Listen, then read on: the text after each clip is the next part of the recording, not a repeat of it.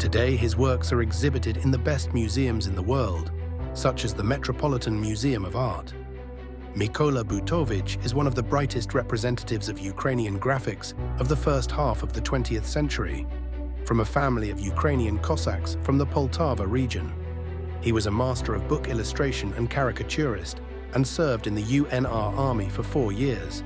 He created Ukrainian mythology on woodcuts, that is, wood engravings.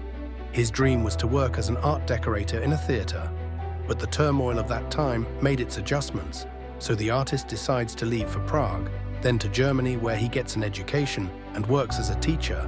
But this work with students burdened him, and he did not like it, so he moves to Paris and joins the Ukrainian diaspora of artists.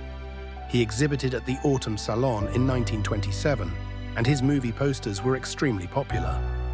After that, he returns to Lviv, where he spends his most active period of drawing, where he illustrates a book of Korean fairy tales. How can one explain his interest in illustrating Korean fairy tales?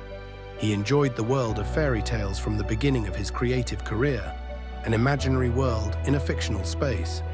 In his teens, Mykola became friends with Gogol's nephew and visited his estate Vasilivka, and was fond of astrology and studied theology later. The main idea of fairy tales for Butovich is that good triumphs over evil, which he depicts a little comically, devoid of a dark essence, so that it appears not as something dangerous, terrible, but weak and pitiful.